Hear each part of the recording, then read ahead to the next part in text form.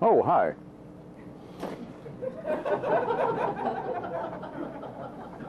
I always wanted to do that, but you're supposed to be sitting at a table or doing some kind of work and look up and go, oh, hi.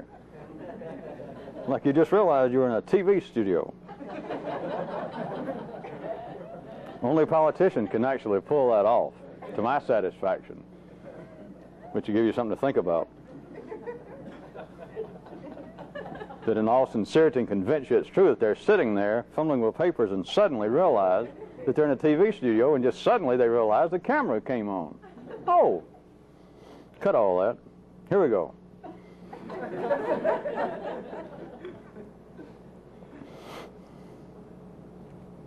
Since we're in a good mood, there was something that I was planning for a while to let Kyrute put into a story, but it's becoming increasingly difficult to get that little booger chained up to a typewriter. So I think I'm going to go ahead and say this and let him, if he ever does, put it in a different nutshell. The gist of it is this. Imagine that I was speaking to all of you, each of you individually, to say to you, you're going to die when you finally see what's actually going on. You're going to die.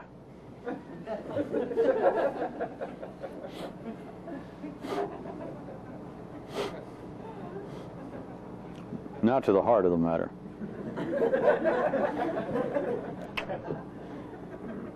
If not the liver, etc. In a pickle system, if you recall from last week, any sort of system where it apparently is some kind of self-help program, religion, was mainly what I was referring to last week, and would be forms of mystical activity that has a pickle to it. Catholic confession, the unbroken string of power coming through the popes, such things as that. It's having a pickle. One thing I want you to consider that I am stressing with some importance, that you can get something from on your own, not just what I'm telling you. But part of the purpose of such arrangements is that in any good pickle system, there's always a stable standard by which to judge your failure. Please note I didn't say success, because that's fairly irrelevant. But there is an absolute stable standard if it's just the pickle, missing confession. If it was in another religion, not keeping the dietary laws. If it was in Christianity, saying that you don't believe that Jesus saves, and don't let him into your little heart. That there is some very simplistic way, and it can be, of course, more complex. It can be that you're going against 3 or 4 different aspects of the main pickle. But there is a stable way in which to judge failure.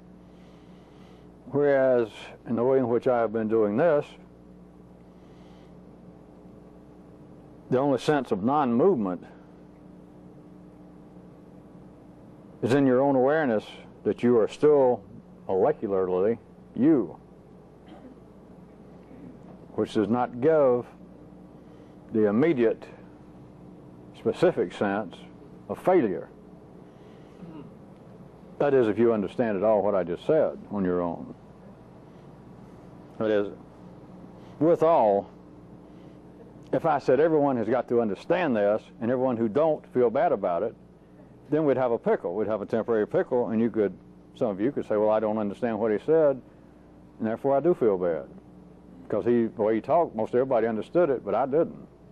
That's not what I mean. What I'm saying is assuming that you understand to some degree what I was saying about the awareness that you are molecularly still you.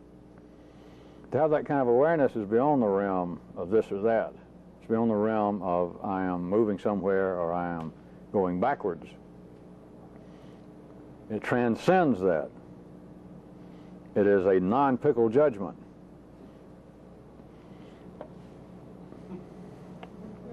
If that's still too obdurate, how about this? You could not go out and tell somebody, an ordinary person, a not I. You could not go out and tell them that I am not making any movement in these activities because I can see that molecularly I'm still me. An ordinary person is not going to take that as being a very serious statement. It's not the same as saying I joined up with some crowd, and the heart of the matter is we've got to remember to say the leader's name 43 minutes after the hour every time, and I can't do it.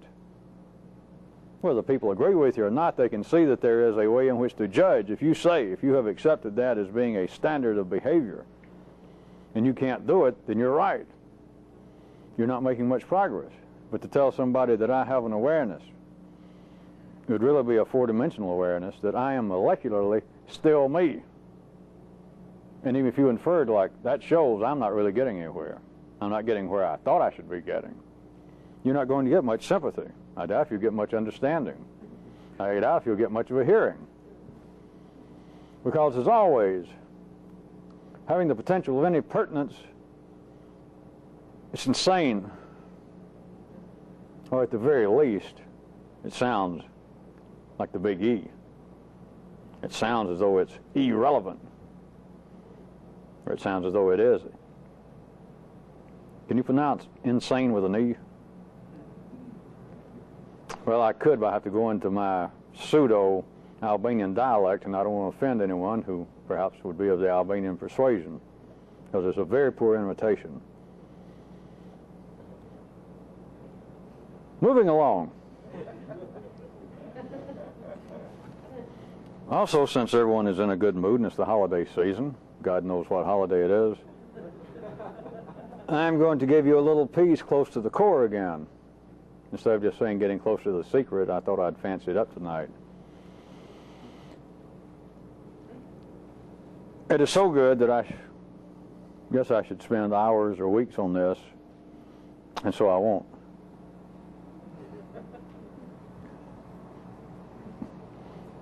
I'll repeat it once or twice, but listen. Because this are a fact. This is getting close to the fact of facts.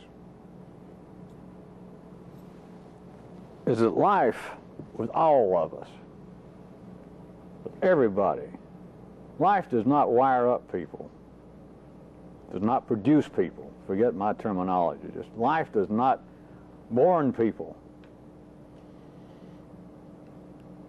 who are wired up really for any sort of individual change. That includes you people.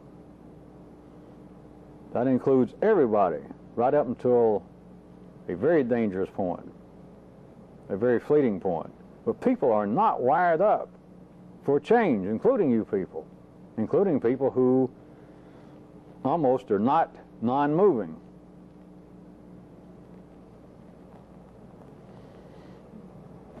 People are not seeking change, no matter what they say. Now listen, this includes you. What you're actually looking for, you can't help it. What you're wired up for, and you can't find this out on your own until it happens, and you go past it a block or so. You're not wired up to really want to change. What you're doing is you're seeking a perspective that fits and permits you to be what you already are.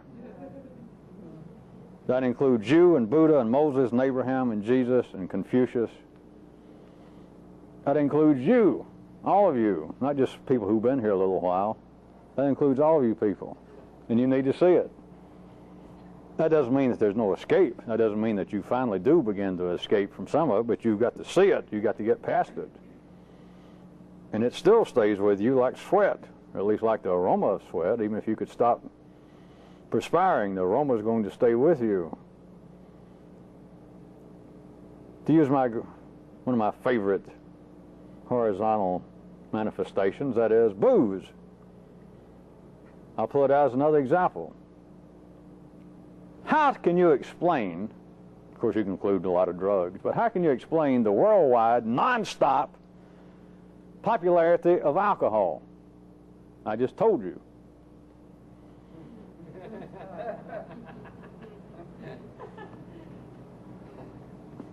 I've used slightly different examples of alcohols, or I've suggested to you its purposes, but I'm getting close to the heart. Why do people like to drink? It is a form, in a very crude sense, of a temporary new perception. It is new information. Slash, and even after it's become rather habitual, what it still seems to offer to that individual is the permission to be what one already is. But notice, even the people, we're talking about ordinary people, including you. We take somebody who has a drink 2 or 3 times a week. Then you might say, well, during the time that they're sober, during the time they're not drinking, during their working hours, are they not themselves? Are they not what life has made them already? Then how can it be they're putting alcohol in their system that the heart of the intrigue is it gives them permission to be what they already are? When they're sober, aren't they what they already are? If you were listening, I told you. And it seems as though everybody wants to change, and especially it seems as though people who believe they're interested in this want to change. Well, that's what you spend all the time listening to me and trying to do these things, is I want to change. People are not wired up to want to change, not even you people. Everybody's wired up to say they want to change. People are not wired up to want to change. People are not wired up to actually, personally, individually change. That's why change is so rare. That's why a little bit of change will go a long way.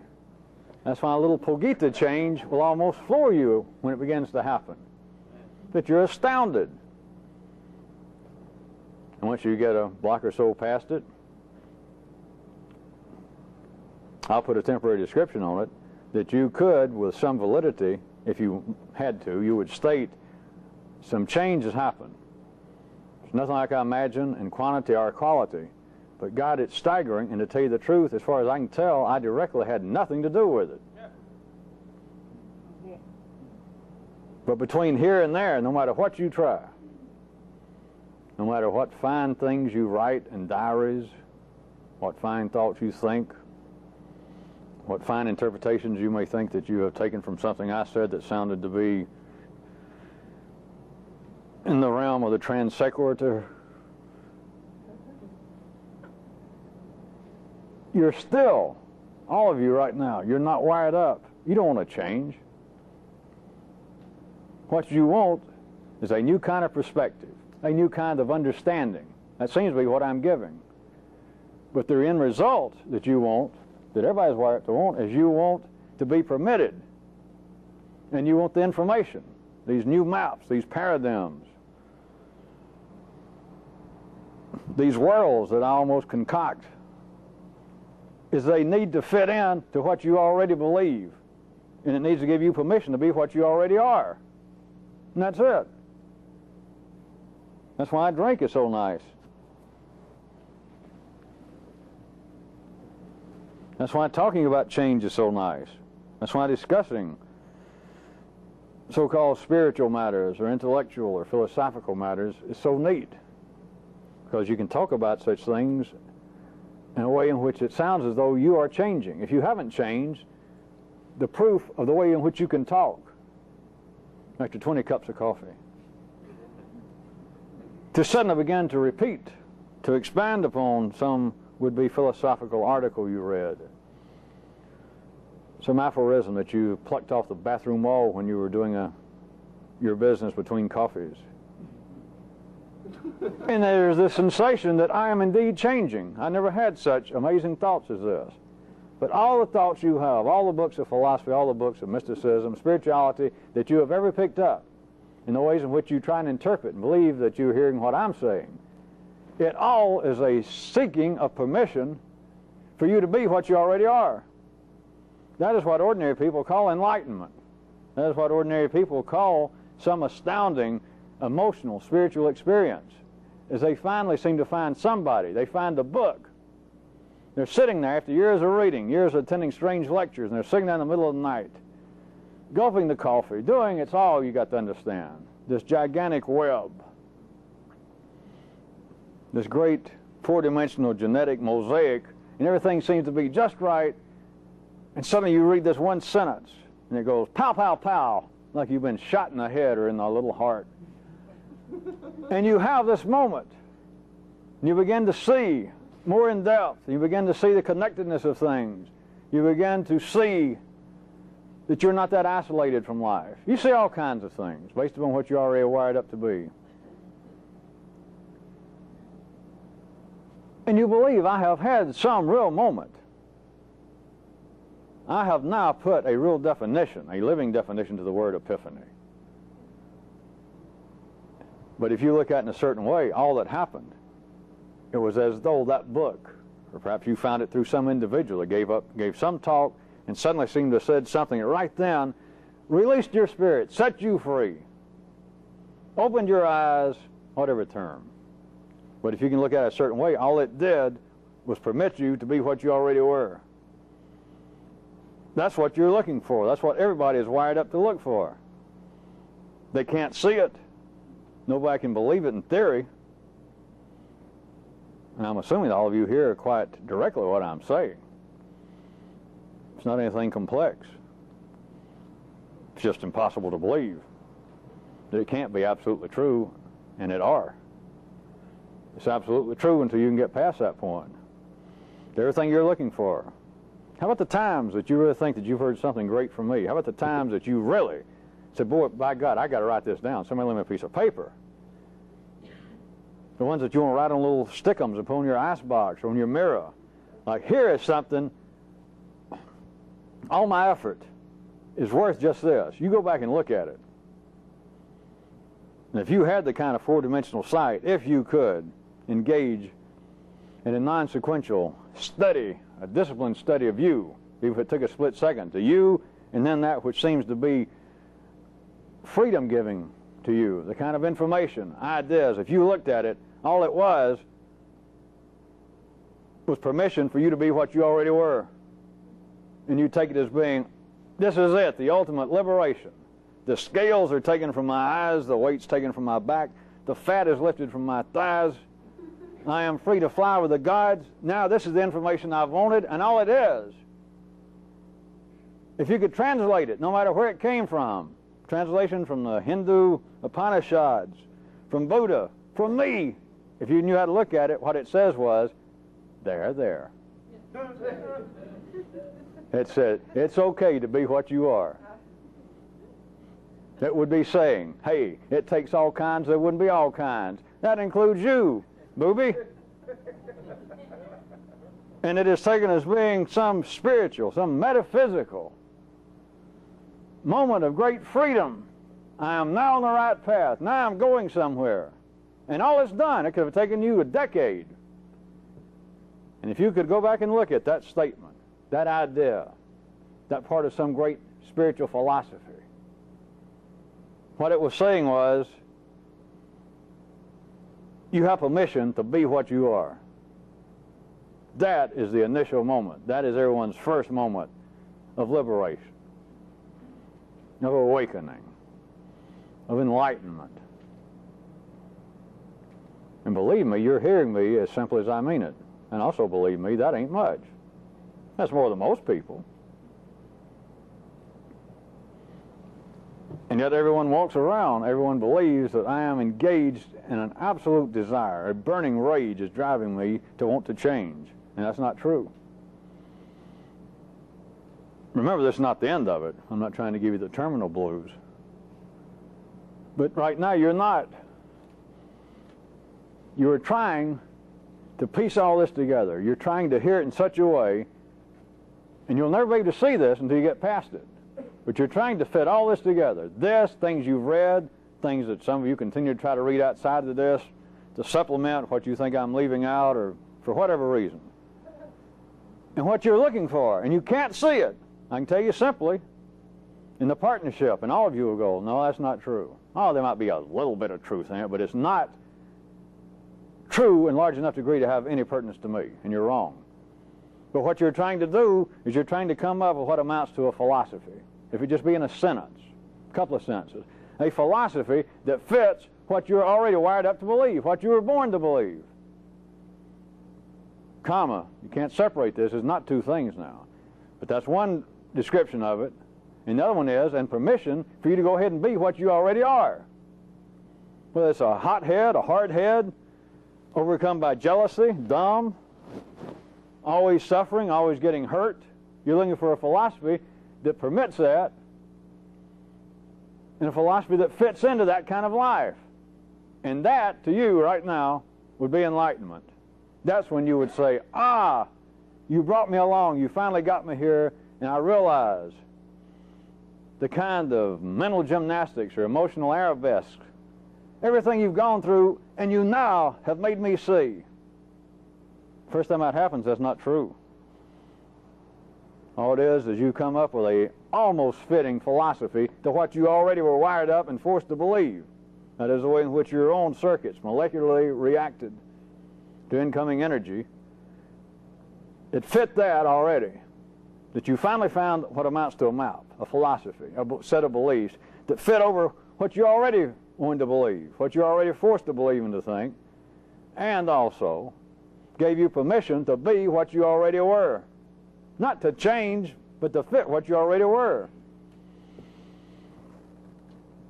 Can I make it any simpler? I guess.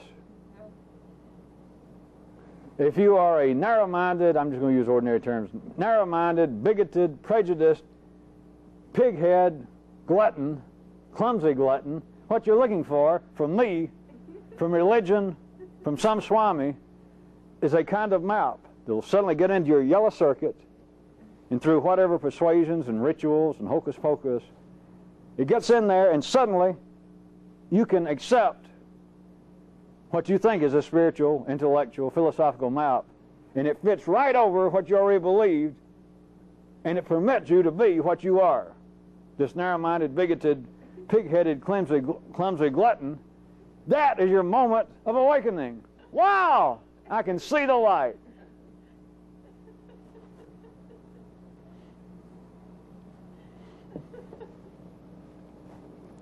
That's close to the core.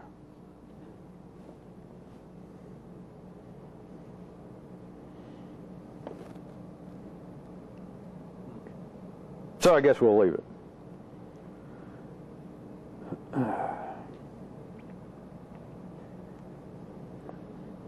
I won't leave it completely. Yeah, I'll leave it. How about this?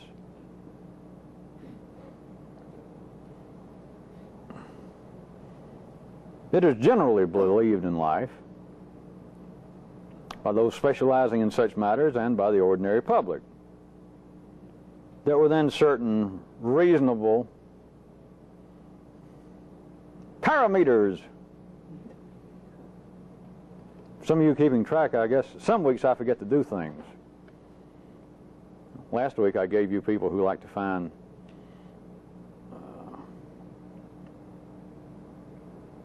little potholes. I gave you one with the elements of bronze. And I'll give you one with parameters. But now I ruined it.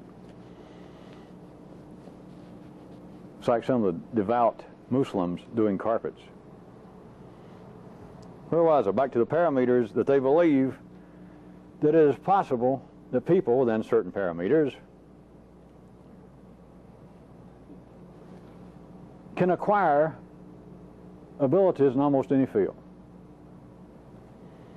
Well, let's just take that as being a rather general outlook, but I want you to try and see a little more specifically in that. If just everyone were allowed to believe that they couldn't change, that they couldn't learn almost anything that they weren't talent wired for in the first place. That is, if it was not generally accepted, assuming that you have got your wits about you, you have the dexterity of your digits, that given a certain amount of interest, given time, you too could learn to play the piano. And it's not true.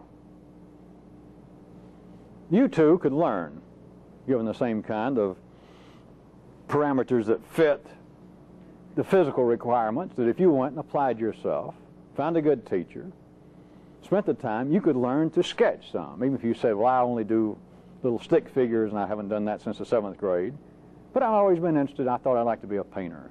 at least learn to sketch, that I can go and do it. And it's not true.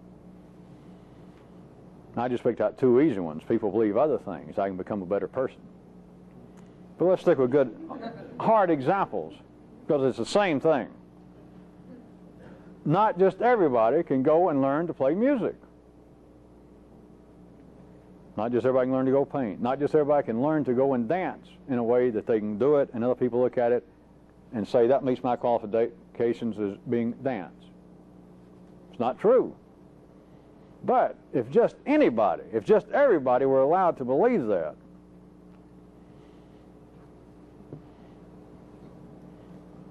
I believe I left too many of you standing by the track.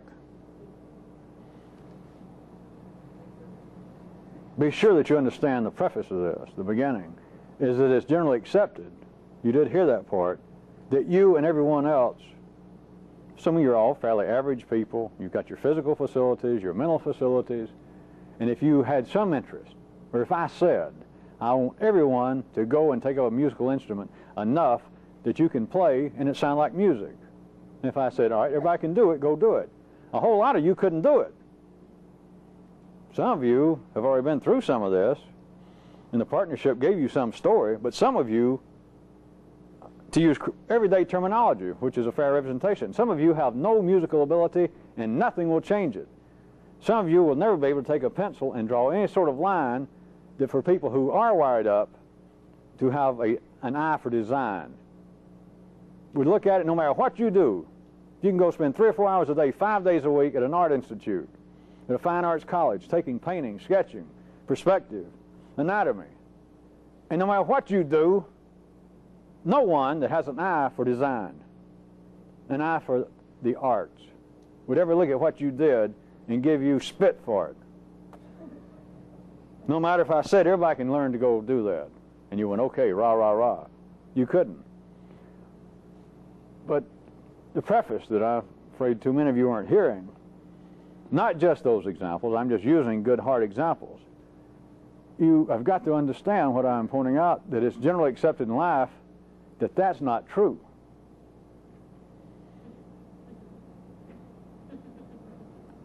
That's accepted as a fact. And what I just said is wrong. And life is accepted within certain parameters, within certain limitations that we all have. But assuming you're not colorblind, assuming that you're not spastic in some way, assuming that you don't have a faulty hearing, that you too could learn to play the damn piano, or you could learn to sketch enough that you could actually sketch somebody and other people look at it and say, yeah, that's so-and-so. Or yeah, that looks like a human body doing that. It looks like somebody reaching up in a tree, holding up a pig to eat acorns or something. It is an accepted fact that that's true. Or that no matter you look clumsy. Did you ever dance when you were going through school? And I was always embarrassed. All right, I want everyone to go.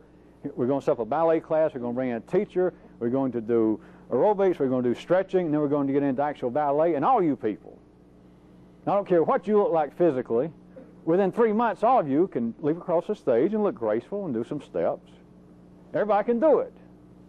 And you'd believe, all right, everybody can. I just never gave it a good shot, but here's my chance. And it's not true. Some of you would go through it all and still come out, and you would look like somebody that had been tied up in a potato sack, or somebody that had terminal gout in both feet, or that your hips had been frozen. But it is an accepted fact otherwise. Now, I still don't think enough of you are seeing directly what I'm pointing out. It's an accepted fact that it's otherwise. That once you're born, they might even, if I had certain kinds of people listening to this, they might even want to stretch the point, and I'd let them stretch it some to say, all right, there are people here that at an early age had an interest in music. Are there not? And some people raise their hand.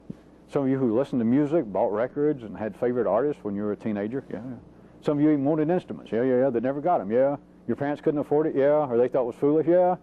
And you always felt like, I got some kind of talent. I like to sing along in the shower. I like to hum along when I hear something on records, on the radio. Yeah. And you just thought, well, I never had the time. I didn't have the money. Well, I don't know. I just never had the impetus to go and really study. Yeah, that's me. Now's your chance. and based upon that, you too can learn to play the damn piano. And that's not true. But it's accepted fact in life's body otherwise. If just everybody, if just anybody was allowed to believe my version, do you see that a kind of the jitters of growing, of expanding, and life itself would be that much more limited? And yet stuck with 2- and 3-dimensional words, it apparently is some kind of spiral cul-de-sac, that the whole thing's insane, that there's got to be an acme from my statement of it somewhere to say that people are what they are and people are wired up to believe, individually and generally. Individual is not even the point, really. Collectively is an accepted fact that people, within those certain parameters, that can learn to do almost anything that anybody else can do. Not as good, never learn to play the piano as good as, one of the classical people like Moses Allison or somebody. But they can learn to play the piano. And that's not true. So life has got people wired up collectively to believe that it is true. It's possible. I just hadn't had time to do it. It's too late in life to do it. Whatever the reason, but I could do it. Not just me personally, but in general, which of course makes you feel better individually. That I know in general. I'll read about it. The people suddenly take up the piano at the age of 50 after they retire and become good. I had a knuckle. Finally bought a piano. I got to play pretty good. But beyond the examples, it is just a collectively accepted fact that people can learn to do things, that they can learn to change, that they can expand themselves into fields that they seem to have had displayed no talent for thus far. And if you're not talent wired to do it, nothing's going to change, and you cannot learn to do it. You cannot somehow learn to dance if you're not wired up to dance. You cannot learn how to play music if you're not wired up to play music, paint, etc. So life has, collectively in people, them wired up to believe that they can do it when they can't do it. But what a stroke. Because if it did not keep people in those kind of jitters, whether they do it or not, they believe. I could learn to play the piano. Well, I don't have time to do it. Maybe later I'll do it. Maybe later in life. In fact, I'll buy a piano. I'll get over here, I'll get it tuned, I'll get a good one. I'll research, I'll get a good one, and maybe next summer I'll start during my vacation. And they seem to even be going along some path that they bought a piano. They check the phone book. They find out who is a good teacher locally. I'll get on it as soon as possible. It's like almost every little action they take is further proof that I can do it. And they can't do it. Many people. But if just anyone was allowed to believe that, if indeed it was something subject to belief, but if just people were allowed to believe that, look what it would do in limiting, at least to that degree, other aspects of life's growth. In a 2- and even a 3-dimensional verbal world, all of this is impossible. It's like blowing up a balloon to the point that's going to burst, and what it does is it turns into nothing.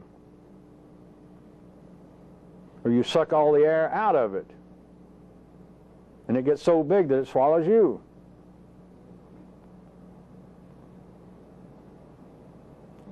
As I said, you're going to die. I mean, you're going to die when you finally begin to see what's actually going on.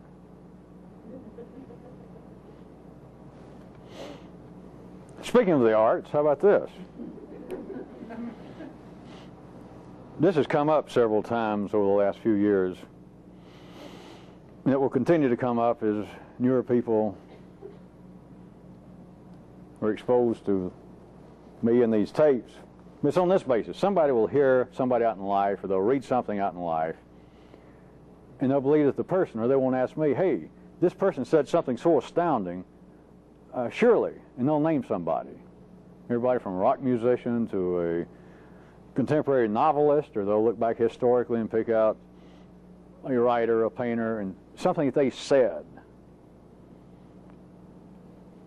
And they'll strike the person as being, this is almost proof that they were involved in this kind of activity, right? Huh? It's got to be. The most recent example somebody pulled out on me, so I'll wrap it into a kind of archetypical response. It was an artist. It could have been a musician. And they were quoting to me that the person was being interviewed and doing kind of a retrospect of their work. And that the person, they got into their work of last year during one of their phases. If it was a painter, been like during his mid-'80s chartreuse period. There's a musician that was during his neo-revivable inverted post-bop era of last year when he was recording on the Squash Note label. And the person asked me, they said, and the artist or the musician said, I don't even like to talk about. And he was just talking about last year. He said, I don't even like to talk about that era because I'm going to tell you the truth. What I was doing then, I can look back at films of me playing then. I can go back and look at what I was painting then. And I was serious. I was sincere. But you know what? In the life of an artist, true artist, I look back now and I'm going to tell you the truth. It's already outdated. I'm beyond that point. In a sense, although it was sincere and etc., in a sense, I'm almost ashamed of it. It's outdated. That sounds potent than an ordinary person, some jazz musician, some painter. Somebody in life would say that. But regardless of the fact that life says a little bit of everything, there is this. Even when somebody seems to have made such a comment, what they're saying is to the interviewer, and anybody would agree to the interviewer, like, this is important, what you were doing last year or back during your post-inverted, retreaded bop era, or back during your mid-'80s chartreuse period of painting. Large numbers of people find it very attractive, meaningful, fulfilling. There's a whole school of criticism based upon this that was important. All right, what he is saying in a sense is anybody that disbelieves what I say, anybody that disagrees when I say this is old hat, listen to what I'm recording today. Buy my new paintings, look at my new work. This, it was all right then, but it's already out of date. It's already meaningless. I'm moving on. What they're saying is everybody who believes otherwise is wrong. I'll leave it to you to jump all the way from the arts and et cetera to behavior, beliefs, philosophy, feelings. Dude, never mind. But here is the real pothole in that. For those that, there's no offense, and it's not to distract you from any personal interest you have in things out in life. That's not the point. But their belief, the way they're wired up to do, no matter how the words sound, no matter how impressive the words may strike you, is what they're still saying is that everybody else is wrong. As compared to what I just said, that this work, even my own work, is now outdated. They're saying everybody else is wrong. The difference between that and the few people that can learn how to see in a four-dimensional, in a multi-zone, time zone manner is far different. Because you see that everybody is right. And that life is frothing. It is continually bubbling. And that everybody's right. Including this guy who says, my old work from last year sucks and is outdated. He's right. Those who say, no, something's happened to you because that work is still meaningful, they're right. Those who may say, now that you mention it, your new work is, you have pushed the spatial depths of internalizing man's current moral dilemmas in this post-industrial revolutionary age. They're right. Those who may flip on a TV and hear this kind of discussion going on and say, bullshit. They're right. Everybody's right. And you can hear. I've said it, so I'm stuck with it. You can hear life frothing. But you cannot hear life frothing if in some way you have punctuated on your own the infinite comment down to the point that anybody's wrong. What you hear then is non-frothing. What you hear then is a smooth surface.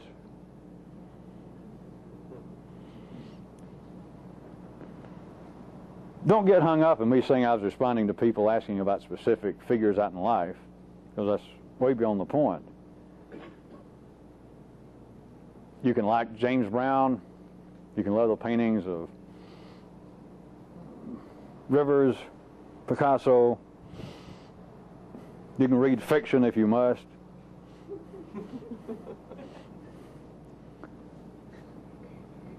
But all the notions, remember this has nothing to really do with anybody in particular out in life. But as soon as you realize that almost everyone on this planet is going to point out, no matter how genteel be their manner, no matter how oblique be their approach, no matter how exactly be their intellectual perspective of it, whenever they say that anybody's wrong, the frothing has been cut off. And don't bother to send me a question, much less to yourself, of is this person onto something? Look at this great body of work they've done, the music, the literature, the art that they've done.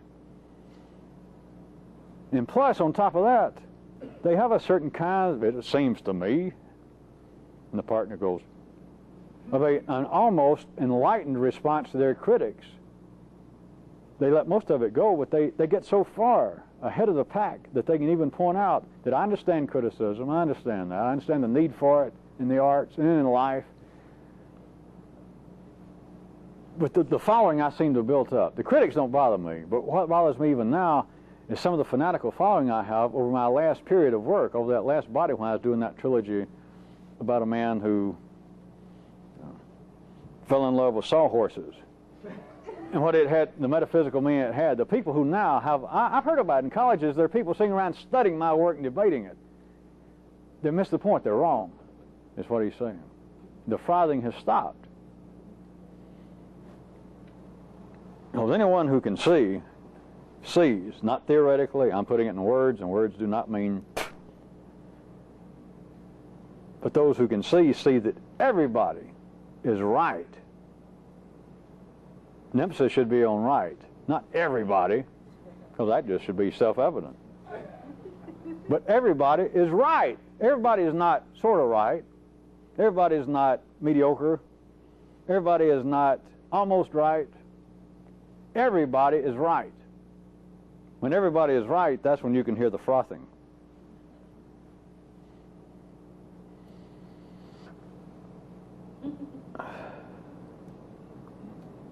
Or how about another aspect of it? How about this? Everything is ipse dixit to life. Should I assume that everybody remembers your definition of ipse dixit? It's a self-proclaimed statement. I think literally it means he himself said or he said. It's an unproved assertion. You know, it's like a guru walking out and saying, I am God. That, unless, forget his believers. If you're just saying then, they say, here he is, the famous guru who's famous for being famous, here he is, and he comes out and he says, I'm God. And that's the first time you've been around this crowd and him, you would be within your rights, especially if you're ordinary, to list that as an ipse dixit statement. That I heard him, he said it. He himself said it. He didn't say, everybody else said it, he said it. All right, forget public figures. Take what I just told you. To life, everything is ipse dixit. Everything, including what I just said. Now, since I gave you the simple, direct definition of that, even as crude as words are, if you could in some way change your molecular structure, instead of worrying about remembering the names of the gods, if that pulsated every time the blood flowed through you and hit the brain, every time it got up there and hit line level consciousness, that you remembered everything to life is Ipsy Dixit, you might be getting close to the block wherein you could see that I have never wanted to change. What I wanted was permission to be what I am and what I believe is right, which fits right in. Whatever you say, whatever you believe to life is Ipsy Dixit. And it doesn't matter whether you got credentials. I'm telling you a four-dimensional fact that everything. Remember, I'm still not telling you that life is a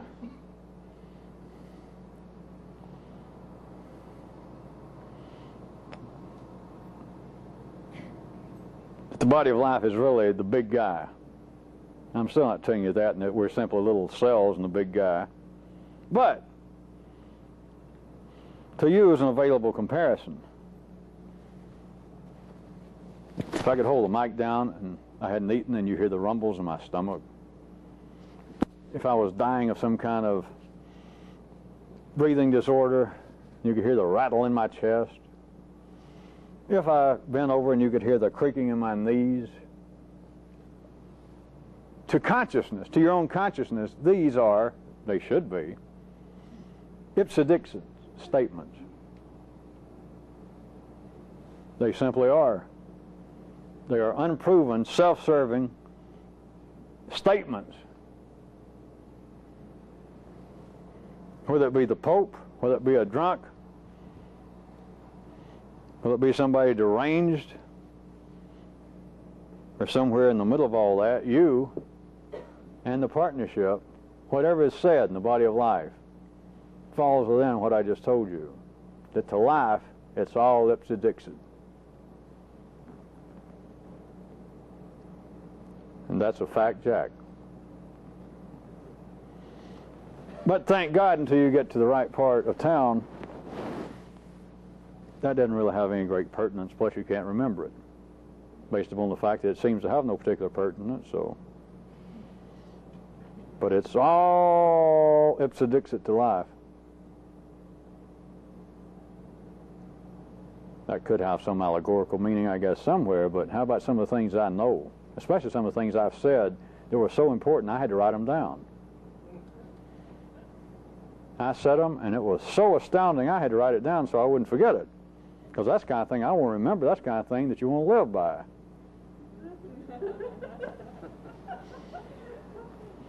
Could be, but I'm telling you, to life, it's all Ipsy Dixit.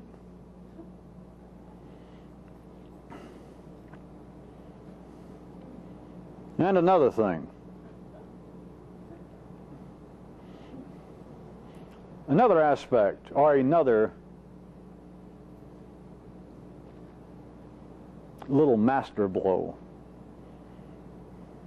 This one it's like a master distraction blow. One of them that life deals to man is causing him to attribute mortal-like consciousness to his gods.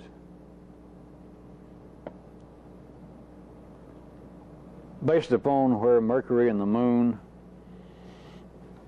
and my spleen is tonight, I have a feeling that some of these, based upon what has transpired thus far, some of these are not going to get the right hearing tonight.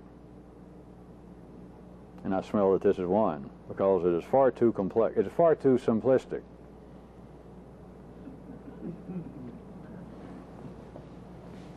Ordinary consciousness cannot conceive of this direct fact, and then when it says that it can, it's already lost it, because it cannot see that it's connected to anything. Ordinary consciousness cannot see that all notions of higher forces, the gods, are limited to the flying pig phenomenon. If you think the greatest thing you can, that if you don't like the gods of any religion you ever heard of, now sorry, make up your own. You tell me if there was. I mean, it's just a joke. We'll have ourselves a couple of beers, but you come up, name him anything you want to. Add more of the God. or Felicity Flippo, the head female god. Let's have a couple of beers. He's sort of joking, but sort of serious, since you say that you are never have fallen for the stories of religions and all these mythological tales about gods and Jehovah's. All right, if there was a God, if there's somebody behind all this or something, describe what would he or she be like. Forget all this crap that they've said about these, Christianity and Judaism and Allah. What would be? So you're going to miss it. Even have yourselves a couple of beers and we have a little fun and think perhaps there's a little philosophical potential point to this, but you're right. Since I disagree that all the gods I hear about sound like nothing. All right, what would he really be like? You're going to come up with a damn flying pig, that's all. You're going to have to attribute to the god mortal consciousness. You can change it around. Instead of a flying pig, maybe you'll turn it into a tap dancing pig. Or instead of a flying pig, maybe you'll make it into a flying giraffe. Or if not a flying giraffe, maybe you'll make it into a giraffe who has innate roller skates. You are still going to attribute to the god human-like consciousness. It's just a simple fact. Consciousness cannot deal with it, and if it hears what I'm saying, so I hear what you're saying. Notice, it just says, I hear what you're saying. But everything in the partnership, everything that's wired up through humanity collectively, to believe that there is some kind of something outside here. Using a term, you're already wired up before you met me. Based upon whatever religion your genetic background brought you through is irrelevant. You can say that I've rejected it, but when you hear the word God, you got some notion based upon the background of your genes and how you were forced through the little cracks. But your notion of God, your father's notion, your forefather's notion, your religion's notion of God has had life.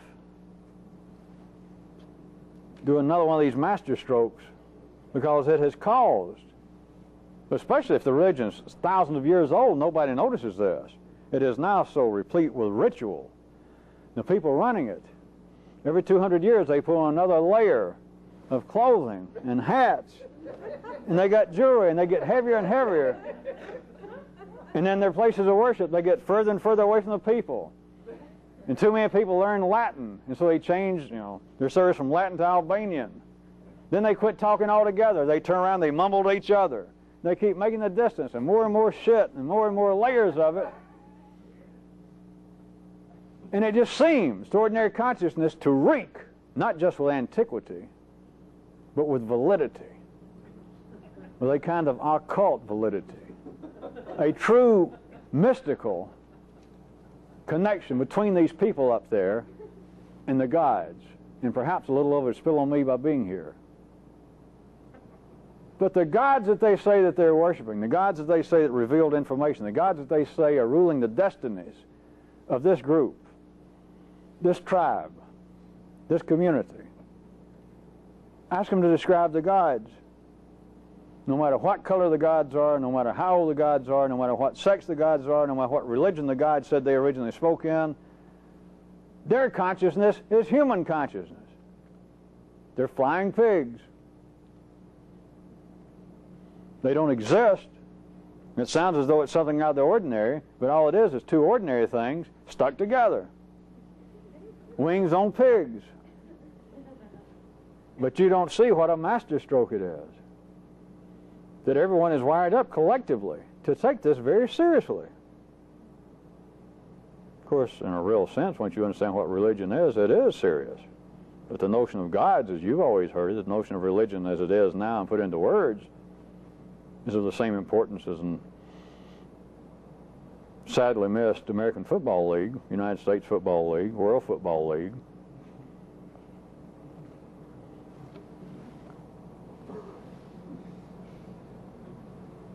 Ordinary consciousness cannot see what a stroke, I hate to even repeat myself, but of a kind of genius that no one can see that human consciousness collectively over eons through the history of the yellow circuit has conceived of, believes in, built up these rituals to the point that it seems to be unassailable, that they do exist somewhere, and that the gods have spoken to man, the gods have come down and revealed themselves, the gods have come down and even interfered or helped in the affairs of man. But the consciousness of the gods is the consciousness of man. No matter what it be Allah, Jehovah, God, no matter what it's called. They're greedy, they get angry, they're forgetful, they change their mind, they're indecisive,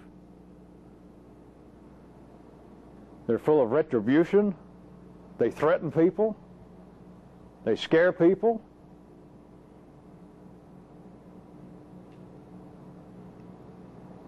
Then in certain parts of life's body, it's even wired up to have a few ordinary people go off and ponder this and go, well, that's very strange. It's almost inexplicable, and it's not. It's inexplicable if you believe that somebody somewhere is wrong. But when you can hear the frothing and you understand that everybody is right, but that the only attributes that the gods have are the attributes of human consciousness, you get a notion of aha. And not only do you hear frothing, somewhere in the great bubbling and frothing, you can hear giggles. You can hear molecules in life's own body, not necessarily from life's throat, larynx, or brain. Other parts. Amidst the frothing, it almost sounds like some of the bubbles are laughing. Of course, it could be that I just need a hearing aid. What? Verbally, as opposed to this master stroke of life causing men to give to their gods, to attribute to their gods mortal-like consciousness, and that's it. It's sort of an aside or an epilogue. Part of what I'm engaged in, and people have done it at other times and other places, is sort of to retranslate those kinds of stories, and at least to show to you, to give some indication that the consciousness of life is not simply a reflection of or a magnification of human consciousness. That is, no matter how much it may sound like it at times, anthropomorphism is not the name of the game. It is as close a word as you would find in the dictionary, but that doesn't mean anything. Steel belted is not too bad. Unction. I've always liked unction. Of course, fox pass being one of my all-time favorites. So it's close, so what? You look in the dictionary under God, and I assume right next to it is goddamn. So that's... We could say it's close, but there are those men and women of the cloth who would say that that's far removed from God.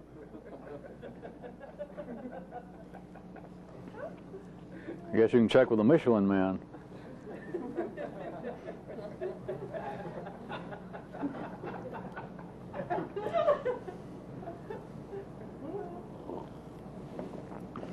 Back to ordinary life.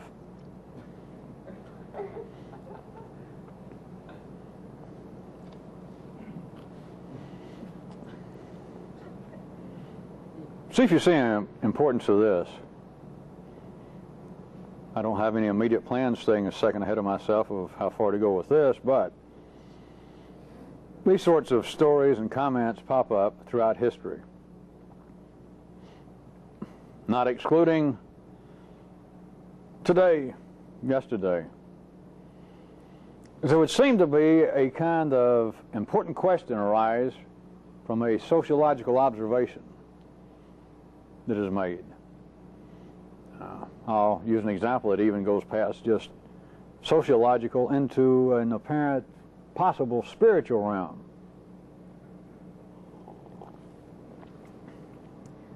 It is an acme. It's what I want you to hear. It's a verbal. It is a transient acme. Unless I turn it into a very solid statement. It's a whole process. In this case, this was almost an example. Someone, some archaeologists or sociologists, were speaking of certain sacred artifacts, little statues that this group of people made in a certain part of the world. Today, they still make them. They have to be made under certain conditions. The moon has to be in a certain place. The people have to be purified. They have to only work during certain hours of the day. And they make these statues. Then they serve some sort of ritualistic purpose. And then they break them. They must be destroyed or burned. And it's been going on, as far as the sociologist or archaeologist could tell, or anthropologist, it's been going on for thousands of years. Very important to these people. And now, through some fluke of fate, some tourists got around there. Somebody stole one. It made its way to a museum. Certain tourists have begun to look up this tribe of people, and they want some of these statuary artifacts. And the question that the anthropologist or the observers made, let me see if I can get the kind of inflection that they intended. I'm not being overtly ironical or sarcastic, even sardonic. But the gist of the question was more or less this. Are times changing so drastically, perhaps too drastically, that what was erstwhile sacred objects should now be saved and sold to tourists? And they pointed out that certain members of are times changing so drastically, perhaps too drastically, that what was erstwhile sacred objects should now be saved and sold to tourists. And they pointed out that certain members of the tribe, now being aware that there is a market for this, that we could develop hard currency. We could put in plumbing here. We could buy medicine. We could bring ourselves closer into contemporary times. But look, for thousands of years, making these statues under certain secret conditions, using them only for that ritual, and then burning them, destroying them, it is tied up into our culture, into our religious beliefs, into our social fabric. And just to, I mean, it seems to be a real dichotomy here. We don't know what to do.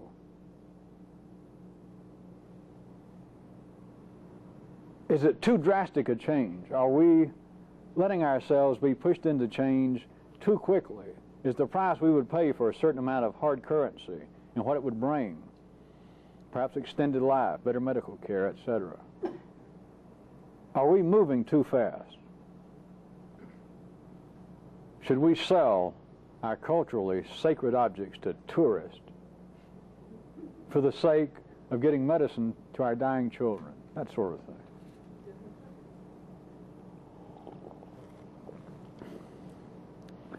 All right, it would seem as though that were a real question.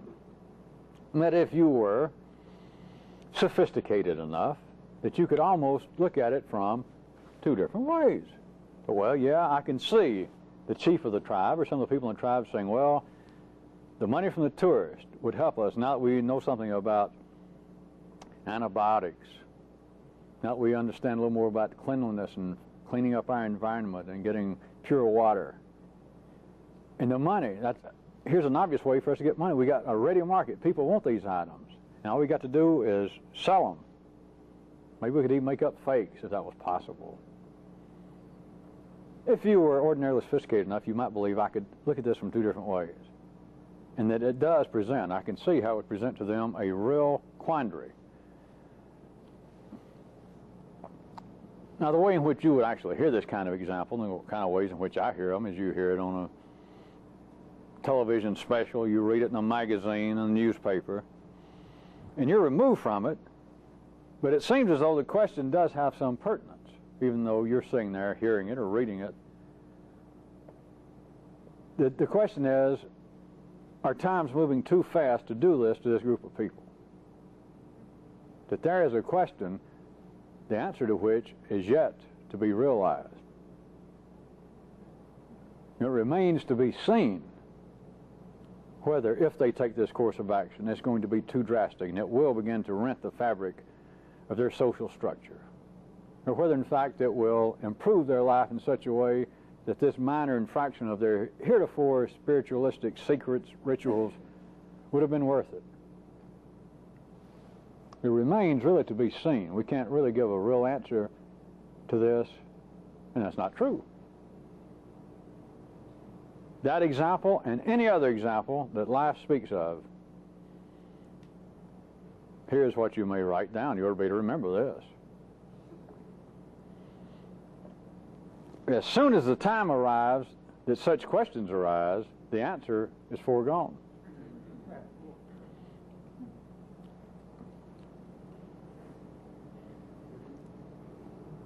It must be, is Mercury in the house of, seems like everybody's eggs are getting cold on your plate.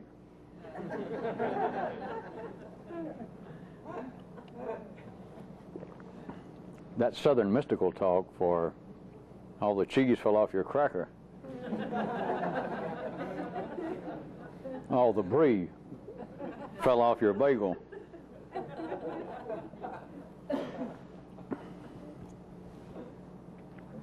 Anytime there seems to be, now I just pulled out one example, but anytime there seems to be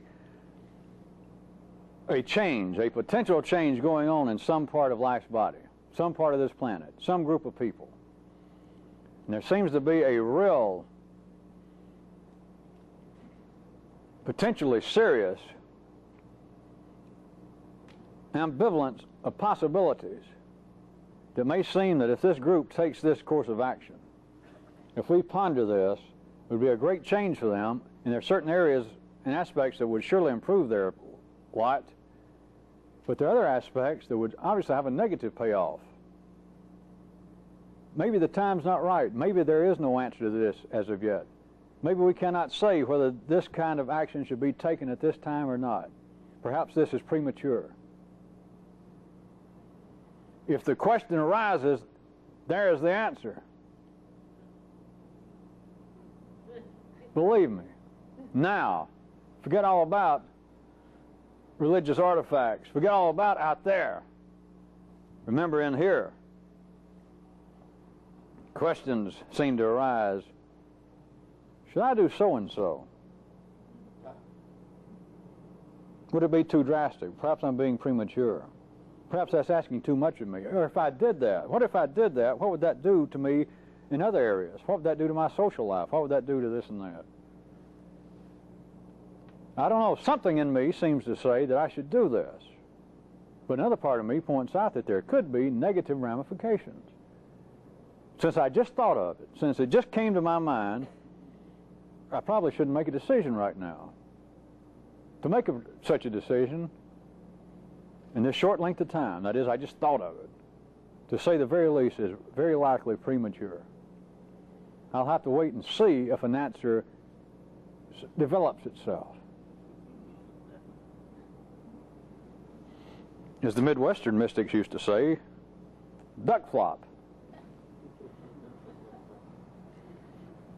If the answer, if the question has arisen, the answer is foregone.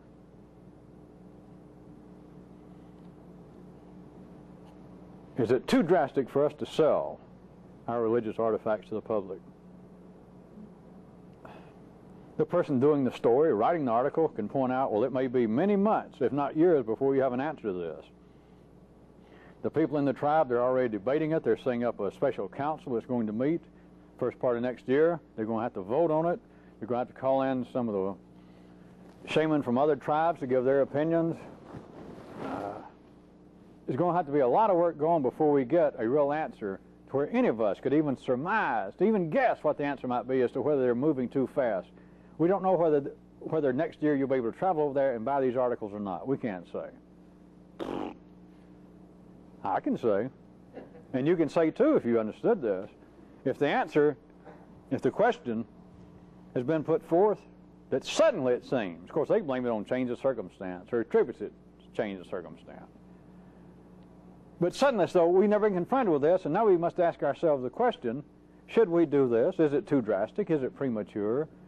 Will the negative payoff result in a net loss to us socially, spiritually? We just don't know. We don't know what the answer is. Once the question has been forthcoming, once the question is formed, the answer is foregone. There is no question without an answer.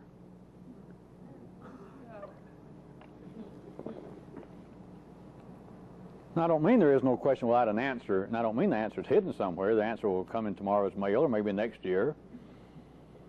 If there is a question, there's an answer. If you don't believe that, then you go out and find me a one-sided coin. If you got a coin with the heads on it, you got a coin with the tails on it.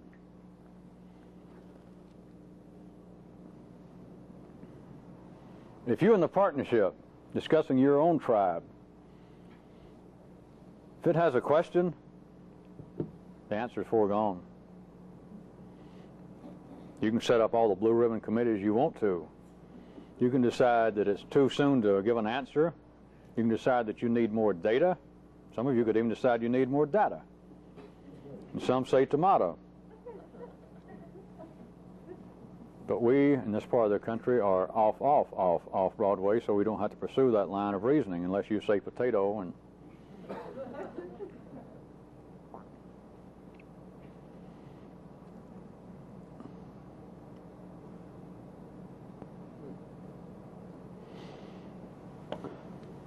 and another thing.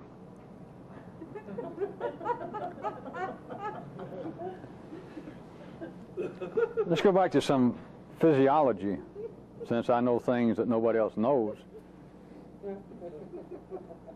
There exists in everyone physically, but ordinarily you do not have the perception apparatus to see it. There exists in everyone what amounts to a secret central processor. It is a control/thermostat unit, and it's in everybody. Literally. The inability for ordinary consciousness to presently see it accounts for, among other things, the inability for science or to anyone to, within certain parameters, within certain circumstances, for people, even those with the credentials, to decide when people are dead and when people are alive. But there is in everybody. And this is tied directly to you being wired up to be what you are. Of you having musical ability, you being clumsy, you being shy, you being bullheaded, you being grievously inclined. Is there is a processing unit. It determines your health. You were born with it. You were born with the damn thing operating.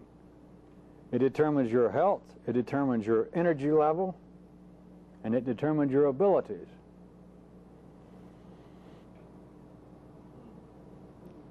Inside the thermostat aspect of it is literally a pilot light that tells you that you're alive. And that light goes out and you don't know whether you're alive. The processor can still be working enough that blood is flowing, breath is coming in and out, but there is a pilot light literally. I think some of your forefathers got close to it and they thought it was a soul. But there is a pilot light that tells you that you are alive. And it is so strange, or it was so strange to limited consciousness before, that they call it spark of creation, spark of the divine, soul. Believe it or not, I have not changed the subject from the very beginning. People apparently, you and everyone, dying, struggling, coming here, listening to these tapes, trying my methods, doing my little task, trying to change. Whereas I pointed out to you that that's not really it. You're seeking a kind of new perspective. You could just as well say a new philosophy. You could just as well say a new spiritual paradigm. Or as someone asked me one time, new theories. That you want to find me or somebody that seemed to have these theories, these patterns, a belief system somewhere that fits yours. What it does, it is like an insulating wrapper that immediately fits over your control unit. It is there that your health is determined. Those of you that have been weak all your life, it is right there in that control unit. Those of you that seem to be passionate toward life, you seem to be immediately capable of friendship, you seem to be extroverted, it is tied right in there to the thermostat as to the kind of heat exchange you go through with other people. The thermostat on some people is set, if we said there was a norm, which there is a norm, except it's not three-dimensional. But if there was a norm, then there are people that are set cooler, and there are people who are set hotter. You got the many so-called conflicts, which are heat exchanges. You got everything from disagreements over football teams, to philosophies, to religions, all the ways to armed warfare between peoples, between red circuits. And it has to do with the heat exchange. You have people who are dying to get on the stage. I want to be a guru too. I want to be a tap dancer. I want to sing, I want to play, I want people to look at me and go, wow. Then there are other people who say, I couldn't get up there, I would die. And somebody told me I had to go on stage one time, back when I was a bluebird or a brownie, when I was a Girl Scout or who knows what scout, and they said, you got to get up and make a speech, I almost died. The heat exchange, the flows of energy between you and other people are such that you are an audience. It is tied at the thermostat. Those of you who say, all my life, I keep trying to have better relationships, some man will say, but I can't seem to open up. I just get this feeling. I read in magazines that say that women want intimacy. They want men to say that they love them. They want men to show them some affection. And I just can't do it. I try, and I'm just clumsy. I can't do it. I forget about it, to tell you the truth. I can't do it, and women will put up with me for about 2 months, and then they'll move out. And you can say, you could ask me in the beginning if I would allow such foolishness, hey, can you teach me to be a better Lothario, or at least to be one? You're not looking for that. You can say you are.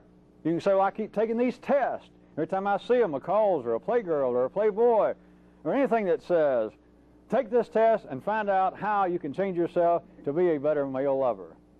I take them. I take their suggestions. Can you give me a suggestion? You're not looking to change. You're looking for a philosophy. You're looking for a perspective, a new one, that will allow you to be what you are and will seem correct. It is back to this central control unit. It's the very thing that humanity has wanted to call for all these years a soul, an individuality. Poetry is full of it. Of course, all religious literature is full of it. That in some way we are individuals and that we are important as individuals. And those of you can remember as far back as last week, I was trying to get you again to have some grasp, some continuing grasp of the fact that under ordinary conditions, there is no person in you, there is no person in anybody else. There are molecular reactions. People don't learn something new. People do not stop and say, well, let me decide what I will do. You've got to be ordinary to believe that. It's almost impossible not to believe that. You see the difficulty getting freed from it. That's what all this is about. You think it's about other things, but you're going to die.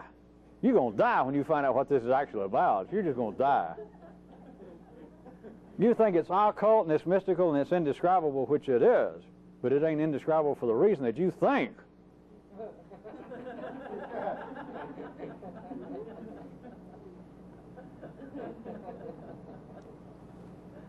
There is no individual in you. For you to believe that, or in other people, for you to believe that, I must say again, in all sincerity, you and I both have wasted every fucking second that I've ever spent with you.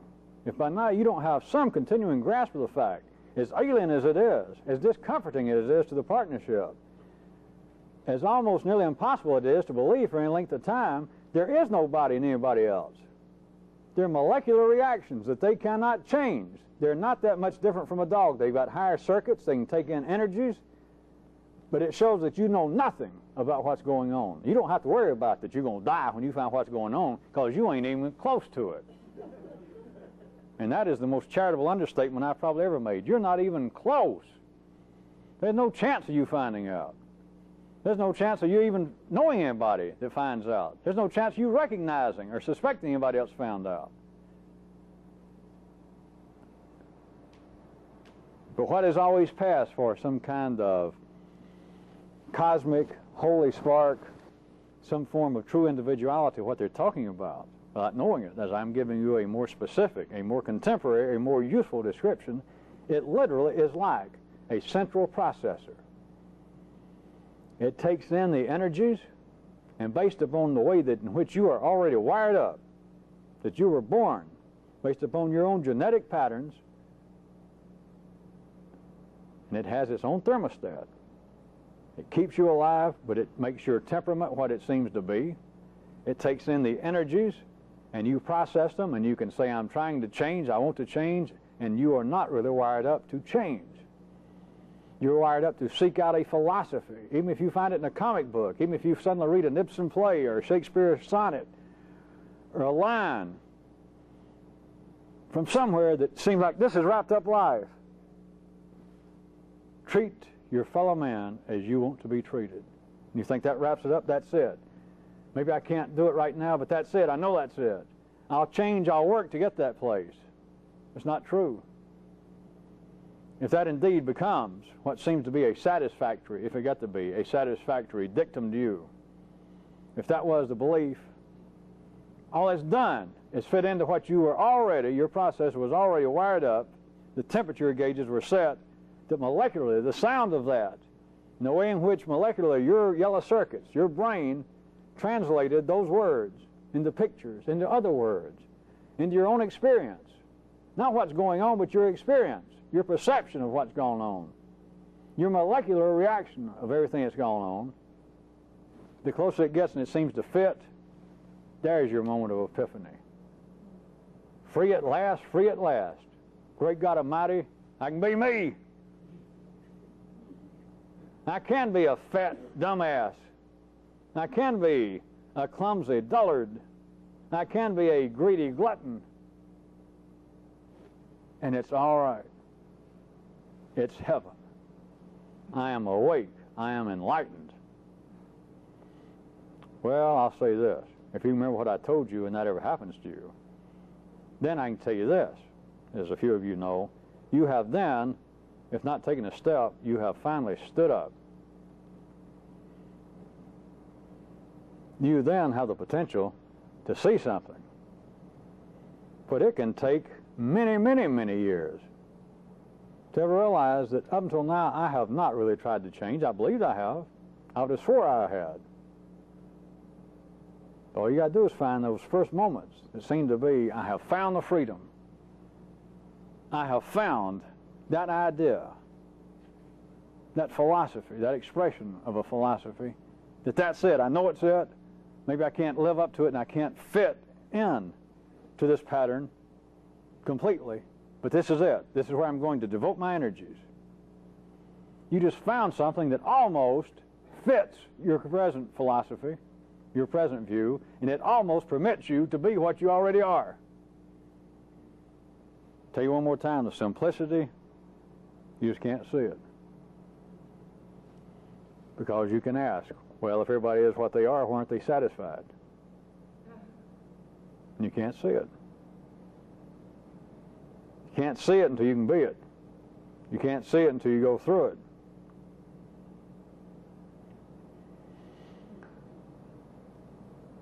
There are many, many things that you cannot do. There are many, many things that you cannot be. and many, many will be my second most charitable comment tonight.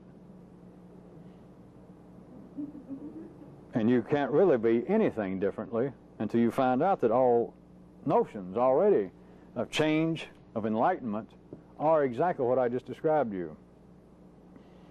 That you and everyone else, no matter if other people seem to be devoting most of their attention to getting rich, to pursuing worldly, horizontal, external goals, and whether you and other people seem to be pursuing internal, non-material goals, everybody would say, I am trying to change, I'm trying to better myself. And they are not, including you. You can't do it. Not now. Everyone is wired up to be dissatisfied. And everyone is wired up to believe that they can do things that they can't do. Never do.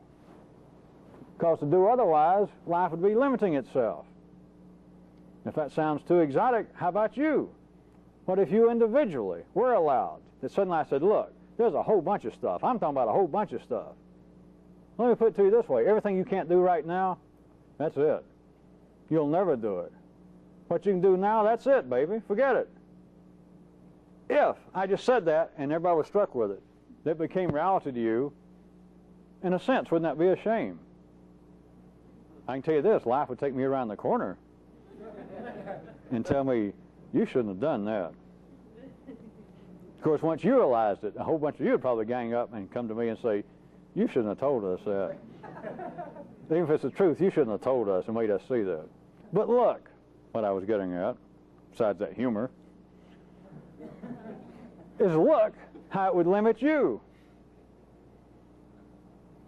Now, even though life and life's consciousness is not a simple reflection or a simple magnification of yours, remember, there is a parallel, or life wouldn't even talk to me. Life wouldn't talk to humanity about this. Believe me, there is a parallel. It limits life. It would limit life's growth if all of humanity believed that they could not change.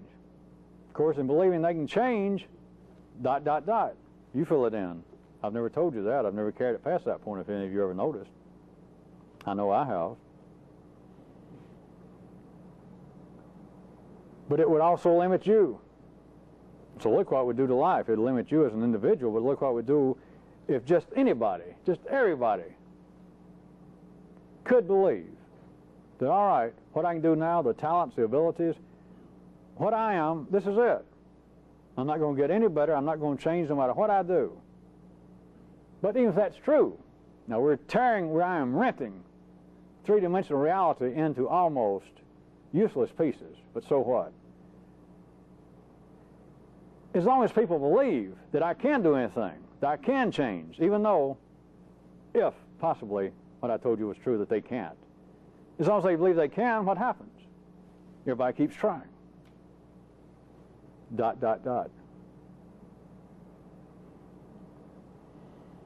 you ever start looking for souls, when you start looking or find yourself believing that you are dealing out in ordinary life, or even with a mirror, that you're dealing with another person. Here it is, Judge so-and-so. Here it is, Doctor so-and-so, General so-and-so, Minister so-and-so.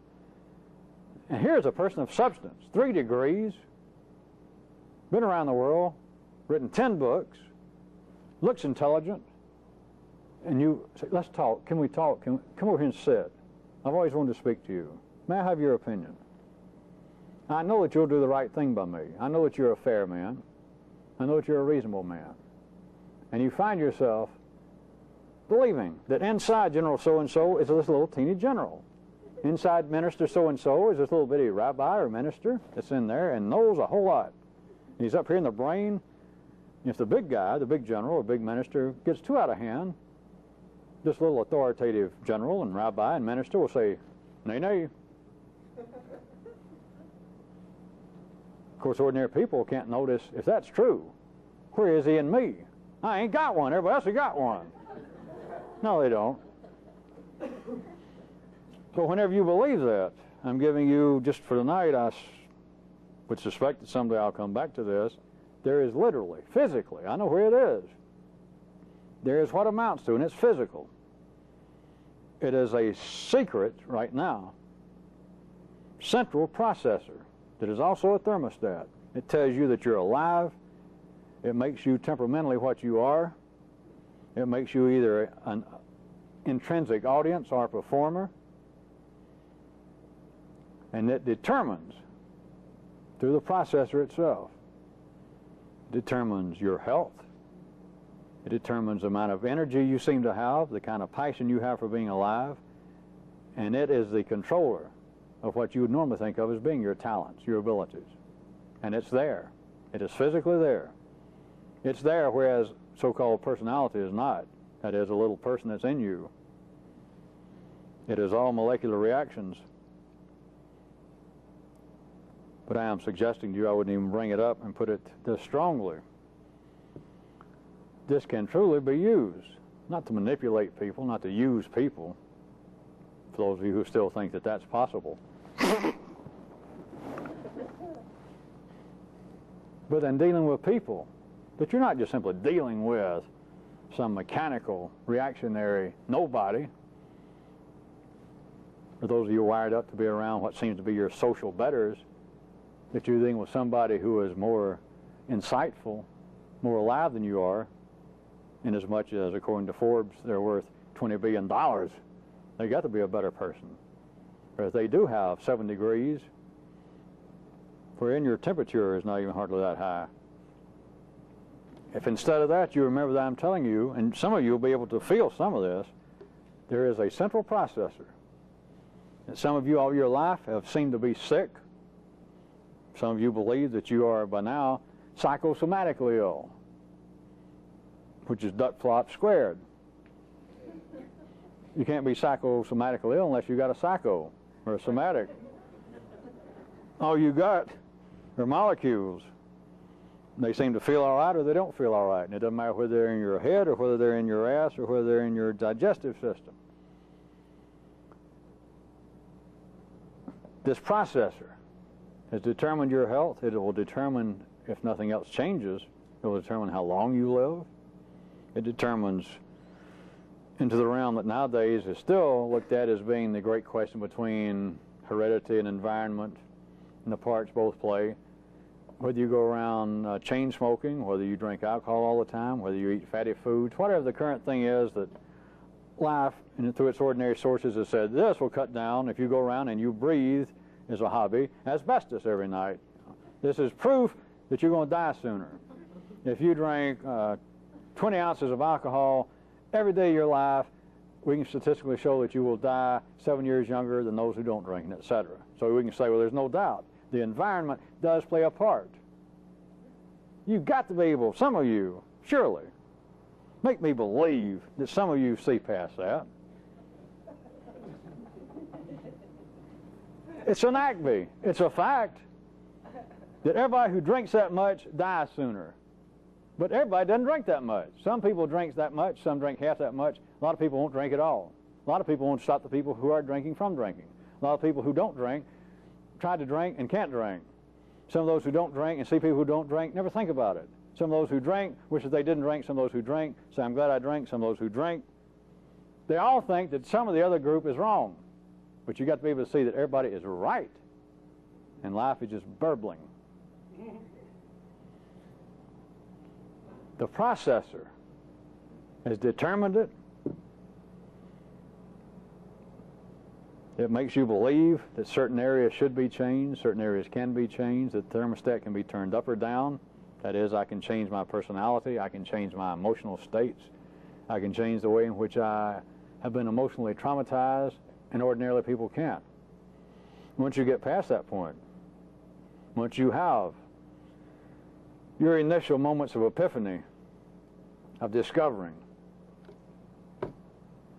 this is what I thought would be my great moment, and all I've done is I've taken everything that he's told me all these years and everything I've read and thought about, and in some way it seems as though miraculously it all got twisted, turned just enough that I now take it as being liberation, that I can be me. I haven't done a damn thing. After that is when I have suggested to you most strongly, true molecular changes start taking place. And you can affect, which is unnatural as, well, to be technical, it's unnatural as all get out. is it changes the operation, the speed, the temperature setting of your central processor. That is the beginning of magic, except you don't grow wings. But then molecularly, you have changed. And it's no longer that I have found something that fitted what I was, because now what you are doesn't really fit anything. And I could say, to give you some little exciting hope, you can't even predict where it's all going. Your bones may begin to grow out of your bodies, out of your elbows, and out of your knees. You may begin to do things that you never thought you'd do. And I don't mean walk on the water. You might begin to do, I'm talking about truly unnatural things. You might get to the point along the way that you see that everybody's right. You might get to the point, and I'm not talking about ordinary hallucinations, it's worse than that you can actually hear life frothing. But of course, hopefully, none of you will slide that far.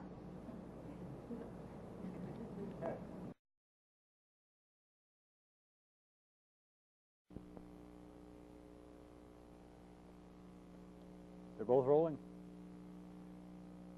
I want you to neuralize upon this.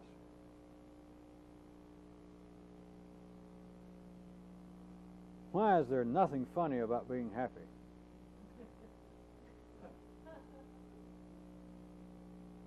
Think of every joke, every comment you've ever heard, that you've ever said, that made you laugh. They're never about being happy. Why? Why is there nothing funny about being happy?